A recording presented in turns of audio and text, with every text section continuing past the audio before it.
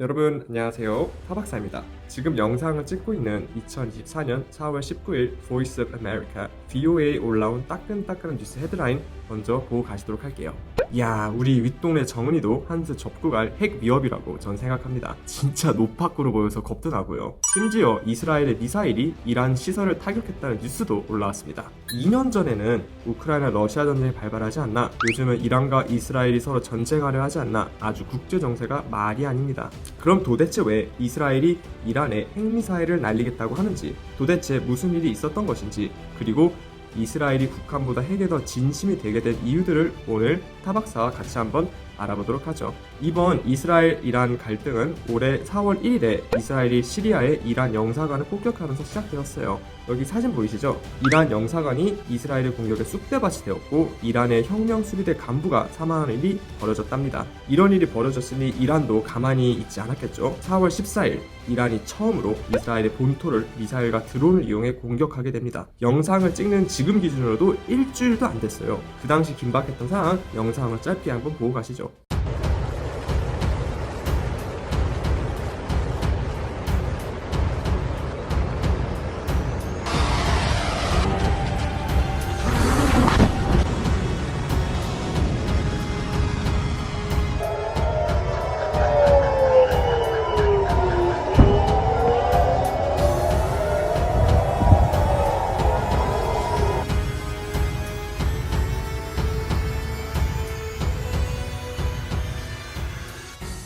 성경이 쓰이던 기원전부터 있던 갈등이 아직도 존재하는 상황인데, 문제는 이스라엘이 핵의 진심이라는 거예요.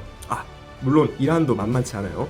우라늄의 농축도를 60% 높이는 등 여기도 핵에 꽤 진심인 동네예요. 그렇지만 이스라엘은 공공연히 핵무기 보유국으로 이름을 올리고 있답니다. 무려 북한보다도 많아요. NPT, 가끔 뉴스에서 북핵 이야기 나오면 들어보셨을 텐데, Non-Proliferation Treaty, NPT 혹은 핵확산 금지 조약은 비핵 보유국이 핵무기를 보유하는 것과 보유국이 비보유국에 대하여 핵무기를 넘겨주는 것을 동시에 금하는 조약이에요. 이 NPT를 북한도 75년도에 가입을 했지만 탈퇴를 선언했죠. 탈퇴 선언이 뭘 의미하겠어요? 핵무기 확산, 알바노인 거죠. 근데 이스라엘은 이 NPT에 애초에 가입조차 하지 않은 자랑스러운 5개의 나라들 중 하나랍니다. 시작부터 핵무기 확산, 알바노를 시전한 거죠. 그럼 도대체 왜 이렇게 되었느냐? 시작은 2차 세계대전의 끝부터 시작합니다. 영국, 프랑스를 중심으로 하는 유럽 열강들은 2차 세계대전이 끝나고 나서 열강이었던 것으로 전락합니다. 온 유럽이 쑥대밭이 되었으니 당연한 거죠. 같은 시기 팔레스타인 지역에 모여들던 유대인들과 아랍인들과의 갈등이 극에 달하게 됩니다. 둘 다 명분은 있었어요. 아랍인들도 고대 이스라엘이 멸망한 이후 그 땅에 2000년 동안 살았었고, 유대인들은 약속의 땅인 가나안 지방으로 돌아온 것이기에 서로 한치의 양보도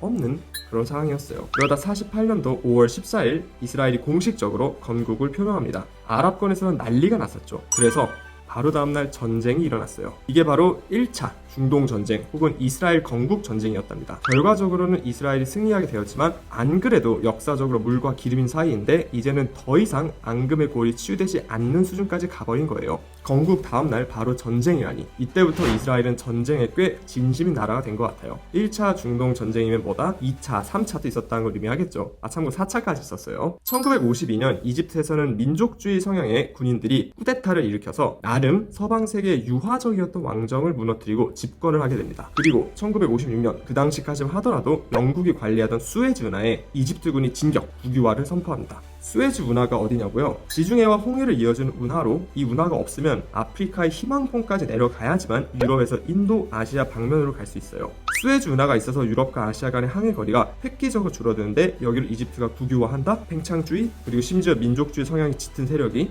영국과 프랑스는 코스염 달린 그 자식을 떠올리게 됩니다. 그래서 이스라엘과 손잡고 바로 이집트를 쥐어패기 시작합니다. 이게 바로 2차 중동 전쟁. 심지어 이 당시 미국과 1도 논의가 되지 않고 독단적으로 행한 일이었어요. 이집트의 뒤를 봐주던 소련은 곧바로 핵공격을 운운하며 위협을 했고, 미국은 자기랑 상의도 하지 않고 전쟁을 시작한 것과 소련과의 미국과의 핵전쟁을 우려해서 소련이 공격해와도 도와주지 않을 거라고 엄포를 놓습니다. 그 결과 영국과 프랑스 그리고 이스라엘은 전쟁에서는 이겼지만 외교에서는 완패하게 됩니다. 이 일이 일어난 이후 수에즈 운하는 영구적으로 이집트 손에 떨어졌거든요. 핵폭탄이 국제정세에 미치는 영향을 실감하게 된 영국, 프랑스 그리고 이스라엘은 곧바로 핵무기 개발에 착수하게 됩니다. 이때가 1950년대 중후반, 북한보다는 40년이나 이른 시점인 거죠. 근데 이걸 다행이라고 봐야 하나 불행이라 해야 하나 헷갈리지만 이스라엘과 미국의 이익이 서로 부합했기에 미국은 이스라엘의 핵 개발을 묵인하는 미락까지 맺게 된답니다. 미국 내 유대 자본의 힘 그리고 아랍권에서 이스라엘이 사방의 적을 둘러싸인 상황. 이스라엘은 핵무기 개발 및 보유에 대하여